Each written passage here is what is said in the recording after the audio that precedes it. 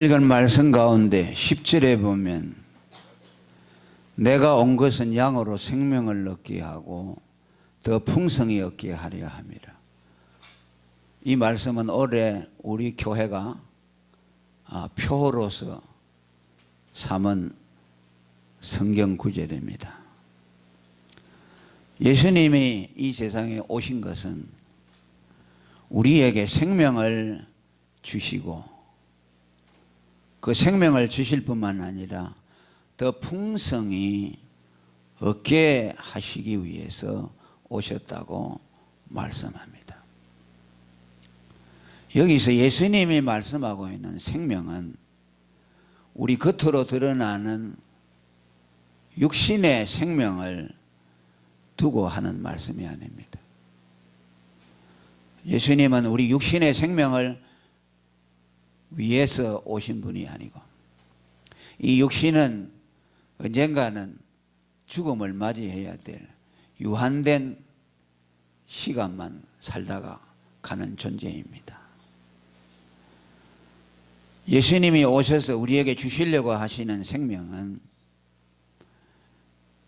보이지 아니하는 이 육신에 숨겨져 있는, 감추어져 있는 영적인 생명을 말씀합니다.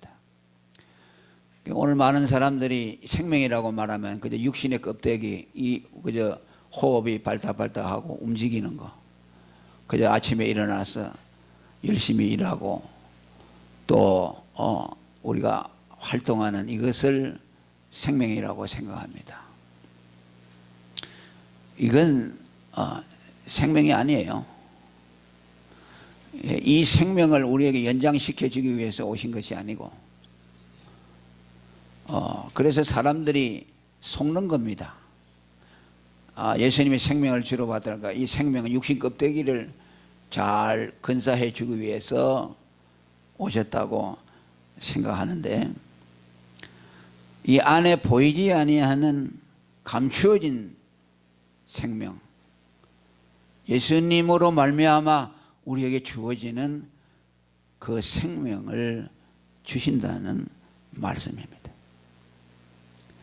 고린도후서 4장 7절에 우리가 이 보배를 질그릇에서 가졌다고 말했는데 질그릇은 우리 육체 껍데기를 말하는 것이고 보배라는 것은 우리 속에 감추어져 있는 영원한 생명을 말씀합니다. 고린도후서 4장 16절에도 그 사람은 후패하나 속 사람은 날로 새롭도다. 우리의 존재는 두 가지인데 겉으로 드러난 그 사람이 있고 속 사람이 있는데 그 속 사람은 보이지를 않습니다. 그 사람은 나이를 먹어갈수록 후패해진다. 무엇입니까? 늙어가고 새하얘지고 망가져 간다는 뜻입니다. 그러나 속 사람은 예수로 말미암아 받은 속 사람은 나이와 상관없이 날로 새롭다고 말합니다. 이 속사람은 언제 드러나느냐? 우리 육신의 껍데기를 벗는 그 순간, 이 육체가 생명을 다하는 그 순간에 우리 안에 감추어진 속사람이 드러나게 됩니다. 그때에 우리는 내 생명의 실체를 경험하게 될 것입니다. 회칠한 무덤처럼 우리 육신만 잘 꾸미는 사람이 되어서는 안 되고 우리 안에 새로운 생명이 있는가? 그것을 우리는 확인해야 합니다. 그 사람을 보고 내가 살았다고 착각하지 말고 내 안에 예수로 말미암아 난 생명이 있는가? 내 껍데기 육신을 벗어버리면 오롯이 드러나게 되는 그동안에 감추어져 있고 보이지 않던 생명이 그때 드러날 것인데 그 생명이 내게서 나타나게 될 것인가 하는 겁니다. 그것을 예수님이 주시기 위해서 오셨다는 말씀입니다. 그런데 이 예수님의 생명은 그냥 생명이 아니고 우리에게 생명을 주시고 또 풍성한 생명을 주신다고 말합니다. 그래서 예수님의 생명의 풍성함에는 삼중적인 의미가 있다고 성경은 말씀합니다.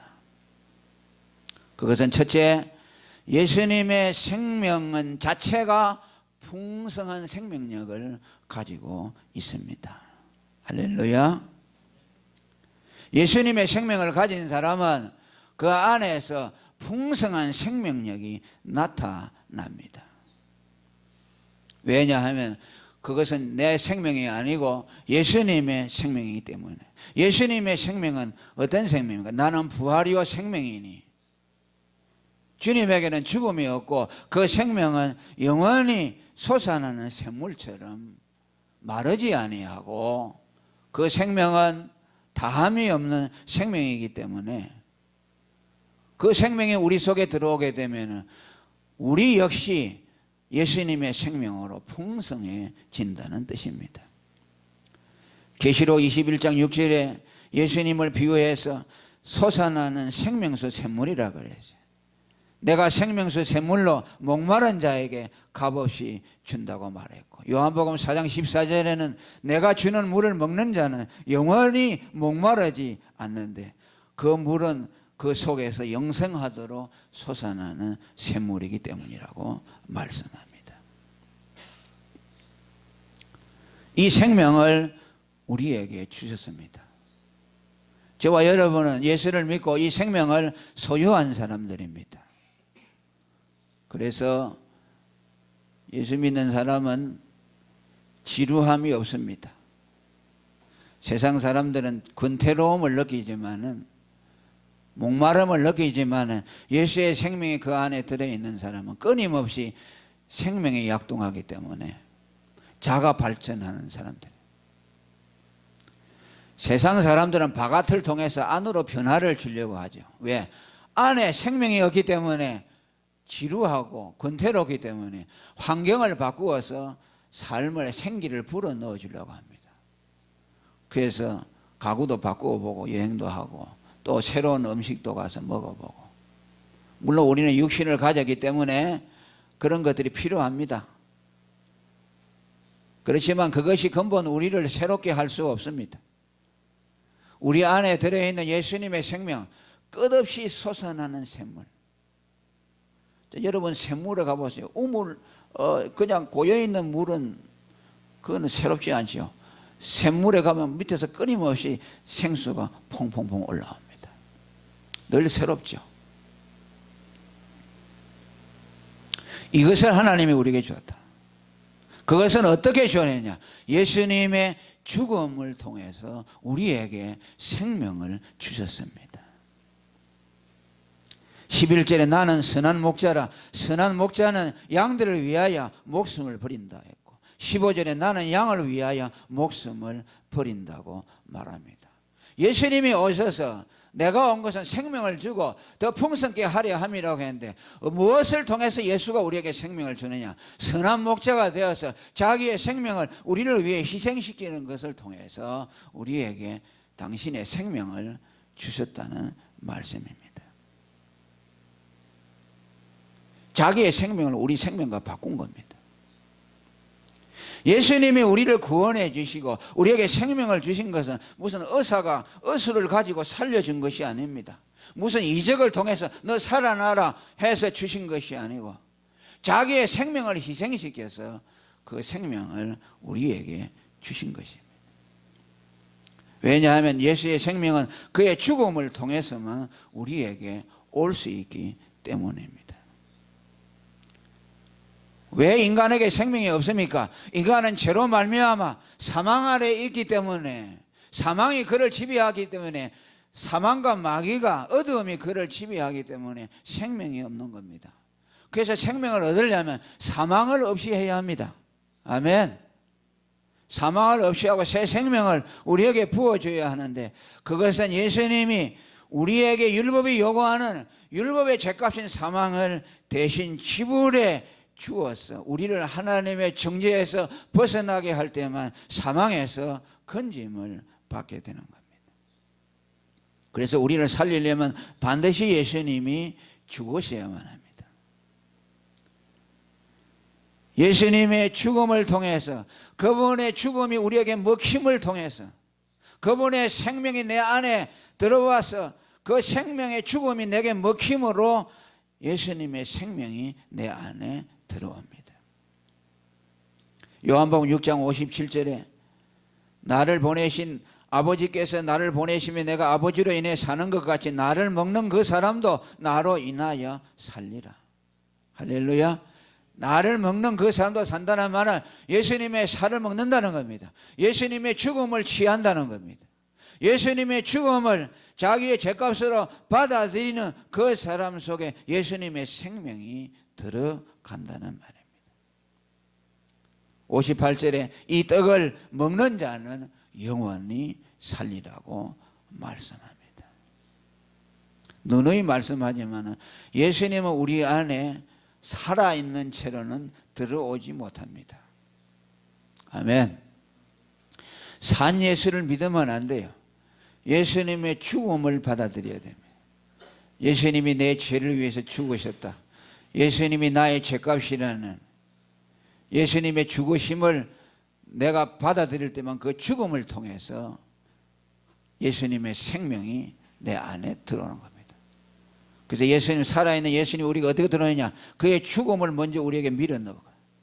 그 죽음을 따라서 예수님이 들어오시는 겁니다.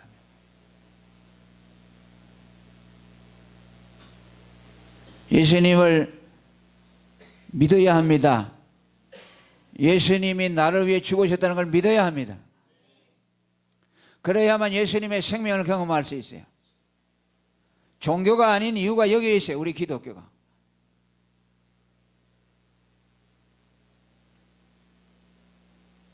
예수님의 죽음을 믿어야 돼요.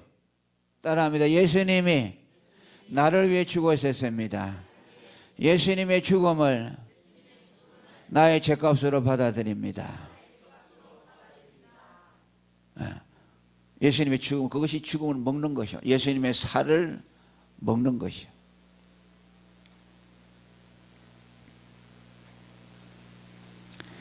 그 예수님의 죽음이 내 안에 들어올 때에 그 죽음이 나를 사망에서 건져주시고 하나님의 정죄에서 벗어나게 하셔서 예수 그리스도의 생명이 내 안에서 역사하게 됩니다.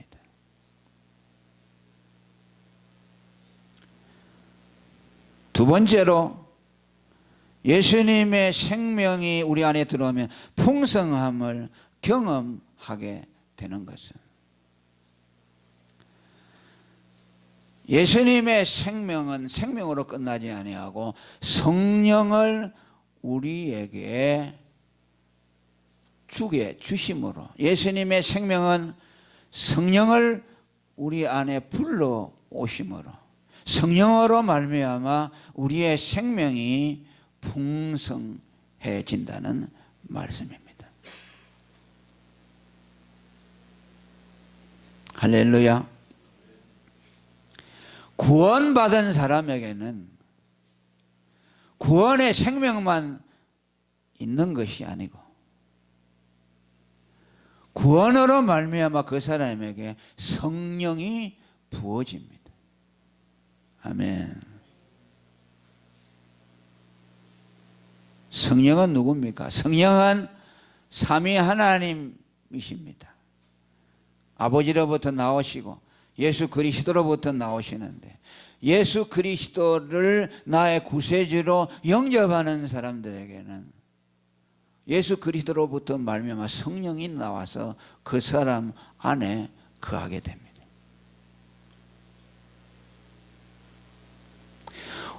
우리 예수 믿는 사람의 생명을 풍성하게 하는 것이 뭐인가 하니까 성령입니다.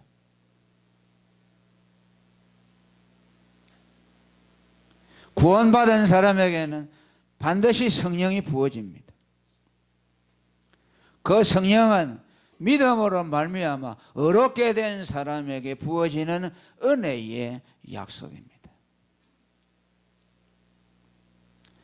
구원은 하나님이 우리에게 첫째 주신 축복이고 둘째의 축복은 구원으로 말미암아 성령이 우리에게 부어지시는 겁니다.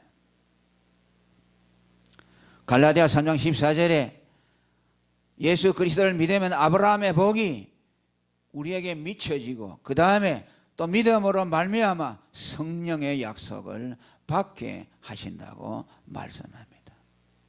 아브라함이 하나님을 믿으니 의의 복을 받게 됐고, 또 의의 복을 받은 사람에게는 성령이 부어져서 그 예수님의 생명의 풍성함을 경험하도록 한다는 말씀입니다. 우리 안에 거하는 예수님의 생명의 풍성함은 다른 말로 하면 성령의 풍성이라고 말할 수가 있습니다.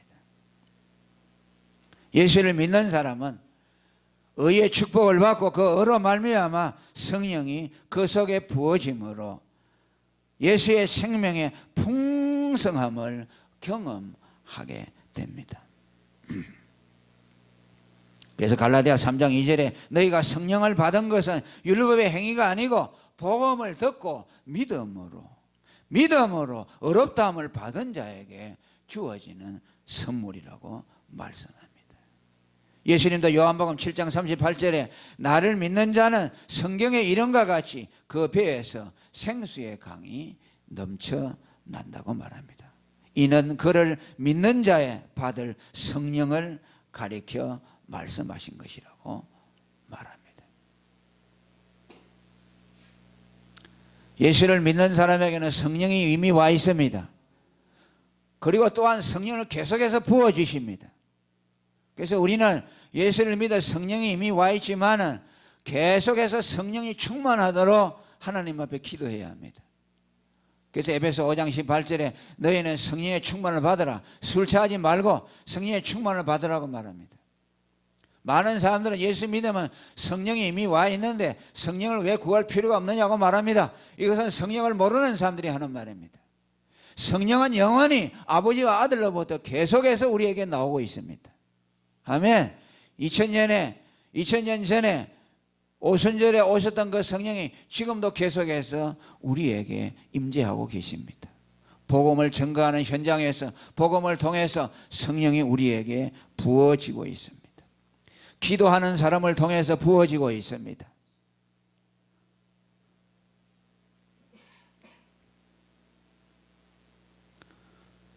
그래서 우리는 성령을 구해야 됩니다. 예수님의 생명을 더 풍성히 경험하려면 성령 충만을 받아야 됩니다. 그래서 성령을 구하여야 합니다. 저번에 우리 송 집사님이 인사하고 가시면서 성령의 불을 받고 싶다 그랬어요. 여러분 그 기도 제목이 돼야 됩니다. 지금도 여러분들은 구원을 받았어요. 그러나 이제 성령을 받으면 하나님의 생명이 다 풍성하게 경험되어져요. 기도를 많이 하셔야 돼요. 기도를 많이 하시고 하나님의 복음을 듣고 또 복음을 내가 전하고 복음을 전할 때 성령이 충만해져요. 왜? 복음에다가 성령을 약속했거든. 성령은 복음을 전가하는 영이기 때문에 여러분들이 입을 벌려서 예수의 대속의 복음을 말하면 성령이 그 현장에 여러분에게 임합니다. 기도 10시간 하는 것보다 복음 한마디 전하면요 성령을 더 경험합니다. 아멘. 한번 해보세요. 나가서 아무나 붙들고 예수가 당신이 죄를 위해 죽었습니다 라고 입으로 말해보세요. 그러면 어디선가 모르게 성령이 임재하는 것을 경험할 것입니다. 존 번연이라는 청교도는 나가서 복음을 전할 때에 내가 말하는 것과 같지 않아. 마치 내가 말하는데 옆에 천사가 와가지고 천사가 나를 붙들고서 힘을 주고 있는 것을 경험한다고 했어요. 그러니까 미친 듯이 복음을 전하는 거죠. 그건 하나님의 약속입니다. 왜? 복음은 성령이 아니면 깨달을 수 없기 때문에 여러분이 복음을 말하잖아요. 그러면 성령이 그걸 듣고 있다가 저거는 내가 증거 안 해주면 아무도 알아먹을 수 없어 하고 성령이 오셔서 거기 증거해 주게 되어 있어요. 아멘. 그 여러분들이 원해서가 아니라 입으로 복음을 말하면 성령이 저 내 말이네 하고 와서 그 현장에 와서 증거해 주시는 거죠. 그걸 증거할 때 성령이 여러분들에게 경험되어지는 것이요. 100번 1000번 얘기를 해줘도 몰라요.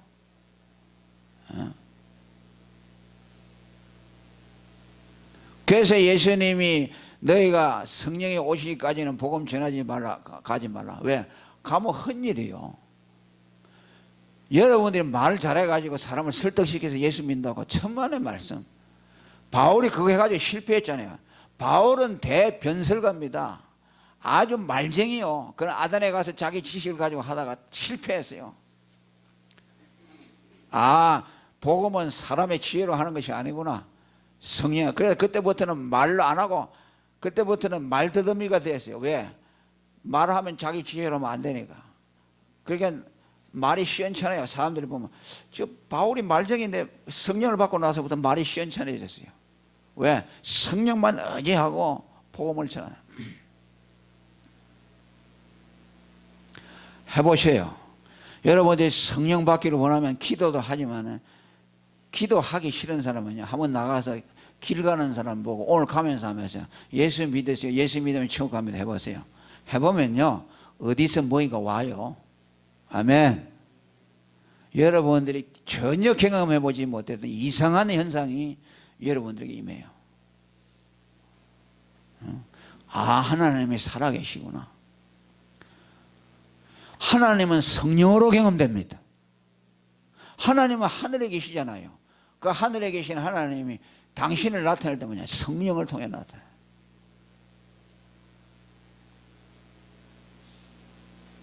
저는 행복해요. 설교를 하면. 왜 설교를 하면 하나님이 기름을 부어줘요. 계속 기름을 부어요. 저는 얼마나 행복한지 몰라요. 그러니까 저는 여러분들도 그렇게 되기를 원해요. 예수님의 생명은 성령으로 나타나는 겁니다. 믿는 자의 받을 성령이라. 믿는 자에는 생수의 강이 그 배에서 흘러나다. 이건 뭐냐니까? 예수의 생명의 풍성함이 아주 배에서 넘쳐난다는 말씀이요. 그걸 뭐라 그러세요? 믿는 자의 받을 성령을 말씀합니다. 예수의 생명이 성령으로 경험되는 것이요.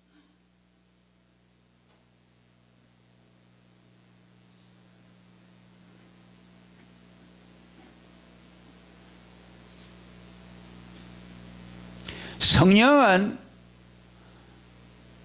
예수님의 생명인 동시에 그 성령이 우리에게 임하시면은 하나님의 진리를 깨닫게 하시고 구원받은 기쁨을 알게 하시고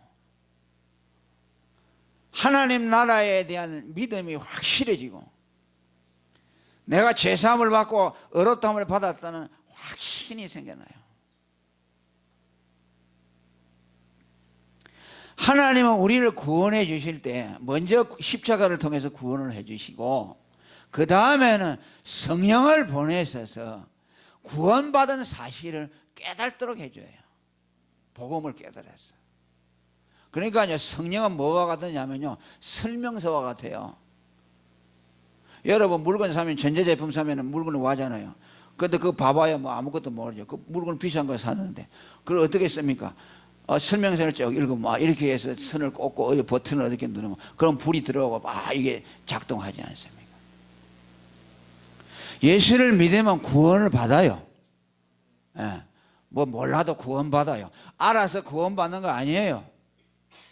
왜? 약속을 했기 때문에, 예수 이름의 구원을 약속했기 때문에 예수를 믿으면 구원을 받기는 받는데 그 구원의 가치를 잘 몰라요.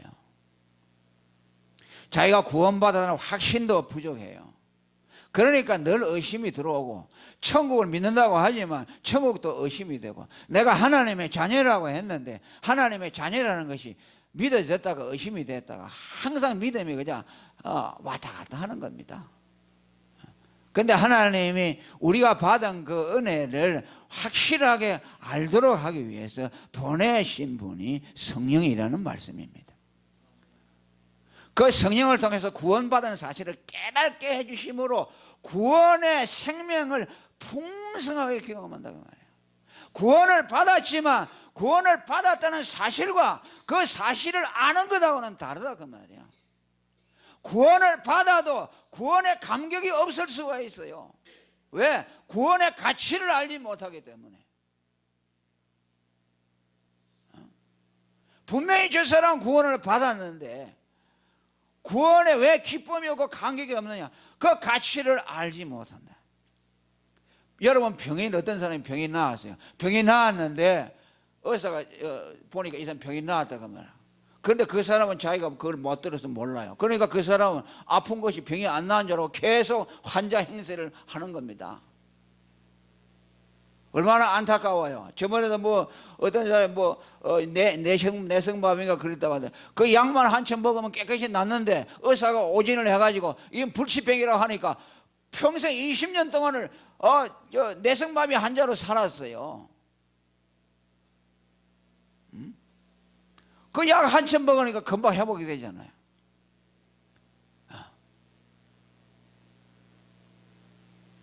그 구약에 보면요, 신약에도 마찬가지예요. 문둥병이 걸리면요, 그 문둥병을 그때는 누가 진단을 하니까 제사장이 진단을 합니다. 그러면 자기가 병이 나았다 안 나았다, 그러면 나았는데 알 길이 없어요. 그러면 그가 제사장까지 가서 판단을 받을 때까지는 어떻게 합니까? 그 문둥병이 완전히 나았지만은 거기에 갈 때까지는 자기가 나은 걸 모르잖아요. 여전히 문둥병자입니다. 나았으면 나은 즉시 자기가 그걸 깨달아야 되잖아요. 아, 나는 나았구나, 나는 문둥병이 나았다라고 해야 되는데 그때까지 확신이 없는 거예요. 그래서 제사장에 가서 몸을 보이고 너 나았다고 선언해주면 그때 나았다. 그러니까 병이 나은 것하고 제사장에 갈 때까지 그 시간은 뭐예요? 그건 고통의 시간이에요. 자기가 병이 나았다는 즐거움을 모르는 시간이에요. 그와 같아요. 이스라엘 백성들이 여러분 6월절 날에 피를 이스라엘 집의 문설주마다 뿌리라 그랬어요. 죽음의 사자가 올 때 이 피를 보고 넘어가리라고 했습니다. 그럼 이스라엘 집엔 다 양을 피를 뿌리지 않았겠습니까? 그러면 그 피를 뿌리고 저녁 때까지 기다리고 있는 사람들이 두 부류가 있어요. 하나는 뭐냐? 저 피를 뿌렸으니까 죽음의 사자가 반드시 넘어갈 것이다라고 믿음의 확신을 가지고 기다리는 사람은 안심하며 기다리는 사람이 있었고, 어떤 사람들은 벌벌 떨면서 피를 발라놨거든. 아이고 이게 될까 그러죠. 그런데 죽음의 사자는 어떻게 합니까? 확신을 가지고 안심하고 있는 집만 넘어갔습니까? 아니죠. 두려워 떨고 있는 그 집도 넘어갔습니다. 아멘. 그건 확신 때문이 아니라 피가 묻어 있느냐 없느냐 그것 때문에 되는 것이죠. 피가 묻어 있으면 그냥 아이고 내가 구원받았나 못 받나 두려워해도 피 때문에 구원받는 겁니다.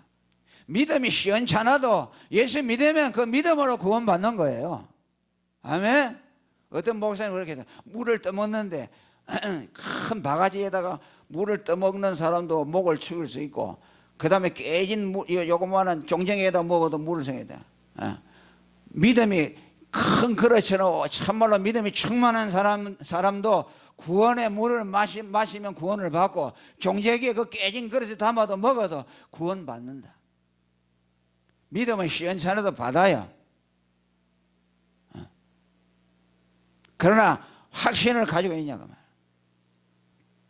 그래서 성령을 우리에게 보내주어서 우리가 죄사함을 받았다는 것과 의롭다함을 받았다. 그래서 예수의 생명이 내 안에 있다는 것을 성령께서 우리에게 확신을 불러줘요. 그래서 내가 구원받은 그 예수의 생명이 풍성해져. 구원을 받은 것과 더불어서 구원받았다는 걸 깨달을 때 구원의 풍성함이 더 넘쳐나지 않습니까? 오늘 예수님이 내가 온 것은 양으로 생명을 주고 풍성히 얻는다는 말은 성령을 주신다는 말씀이요. 예수의 생명을 받고 그 다음에 성령을 주어서 구원의 생명이 풍성하도록 만들어준다. 그저 구원받았다, 그저 머리에 이렇게 넣고 그저 그렇게 메마른 신앙생활을 하는 것이 아니라 그 속에서 구원의 생명이 넘쳐나서 확신 가운데 나는 구원받았다, 나는 죄사함 받았다면서 아주 참 기쁘게 살아갈 수가 있다. 그것을 누가 하느냐? 성령께서 하신다는 말씀입니다. 고린도서 2장 12절에 우리가 하나님께로부터 온 영을 받았으니 이는 우리로 하여금 우리에게 하나님이 은혜로 주신 것들을 알게 하려 하심이라. 아멘. 구원의 은혜를 주셨는데 성령을 주어서 그걸 또 알게 하신다는 거예요. 우리가 하나님의 자녀가 되었음에도 어떤 사람은 하나님의 자녀됨에 확신을 가지고 사는 사람이 있고 긴가민가하며 사는 사람이 있다. 로마서 8장 16절에 성령이 친히 우리 영으로 더불어 우리가 하나님의 자녀인 것을 증거한다고 말합니다. 진리를 통해서 중생한 우리의 영혼과 성령이 우리 안에다가 내 거듭난 영혼에다가 성령이 증거해 주어서 내가 하나님의 자녀라는 증거를 준다. 그러니까 두 가지가 있어야 돼. 내가 거듭난 영과 성령이 내 거듭난 영에게 증거해 준다.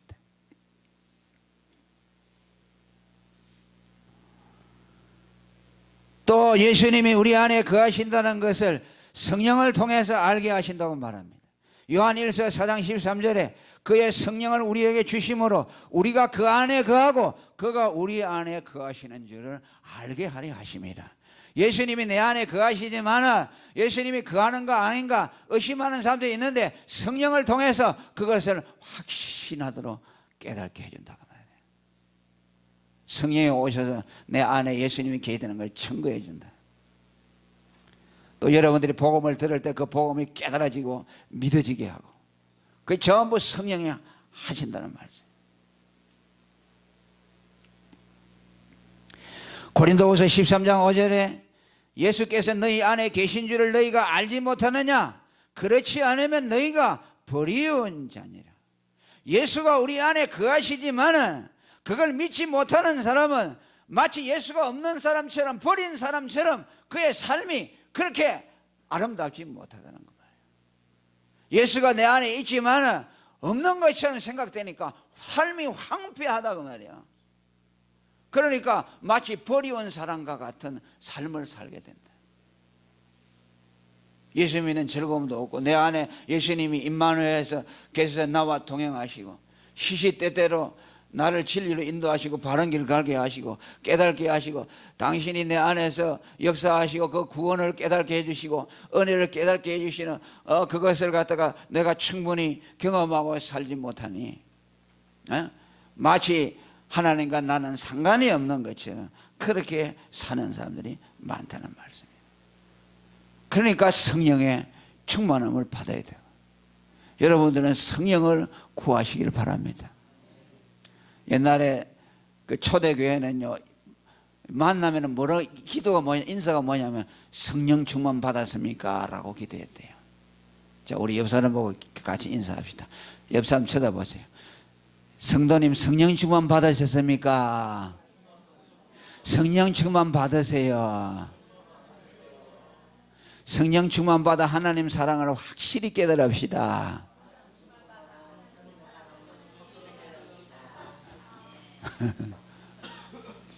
올해 새해 여러분의 한 해가 이렇게 되면 좋겠어요. 이미 예수님은 여러분 안에 와 있어요. 예수를 믿으면 구원이 와 있어요. 네. 이제 예수님 구원 받은 것으로 만족하지 말고 성령의 충만을 받아서 그 예수님의 생명이 내 안에서 그 성령으로 말미암아 그 구원의 생명이 풍성해지다. 그것을 하나님은 우리에게 원하시고 그 성령을 오늘도 주시기를 원하고 그 성령을 받아서 우리는 복음을 전하고 하나님의 살아계신과 능력을 경험하고 좀 그렇게 했으면 좋겠어요. 자, 이렇게 하고 성령 충만합시다 하면 시작. 성령 충만합시다. 성령 충만합시다. 성령 충만합시다. 아멘.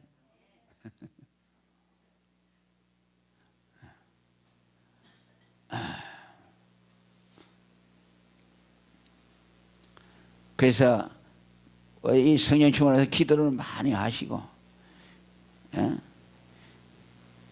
제가 불 받으려고요 별짓을 다 했어요. 삼각산에요.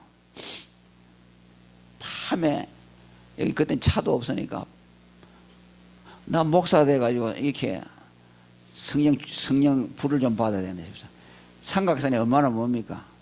6시간 꼭대기까지 가는데 6시간 걸려요. 버스 타고 그 다음에 뭐입니까? 올림포스 호텔 서울 그 밑에 딱 내리면 거기서 산까지 올라가는데 2시간, 여기서 그까지 가는데 2시간, 4시간 걸리는구나. 그럼 꼭대기 올라가면 여기서 한 7시나 출발하면 거기서 밤새도록 기도하는 거야. 비닐 하나 쓰고 겨울엔 추우니까 올라가면 막 이제 바위 있잖아요. 바위가 얼어가지고 미끄러워요. 둘러쓰고 기도하고 하나님 왜 나는 안 줍니까? 왜 나는 안 줍니까?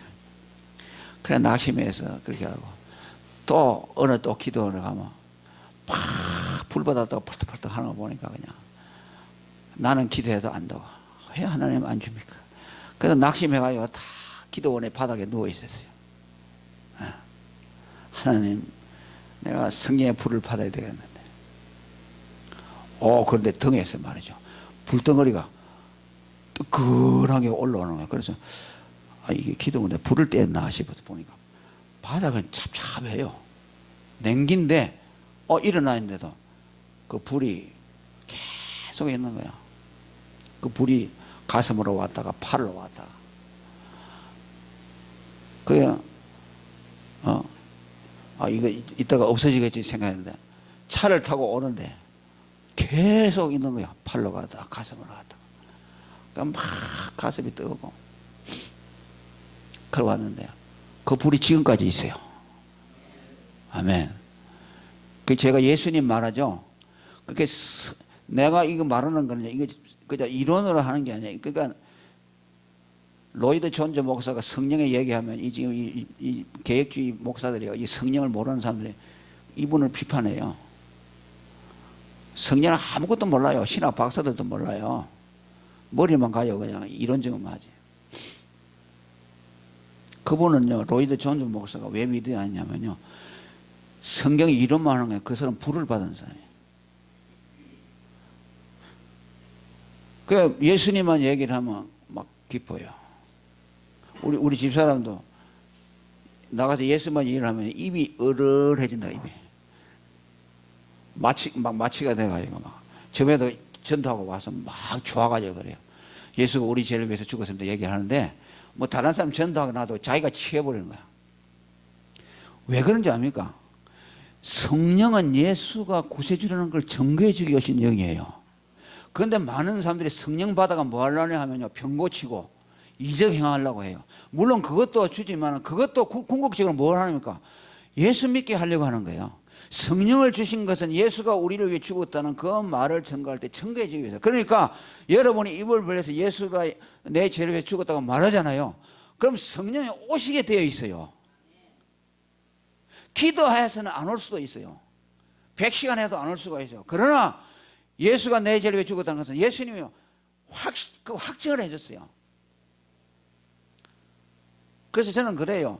기도하는데 100시간 하기보다 나가서 길에 나가서 예수가 우리 죄를 위해 썼다고 아무나 붙들고 얘기하라. 그러면 성령이 100% 오세요.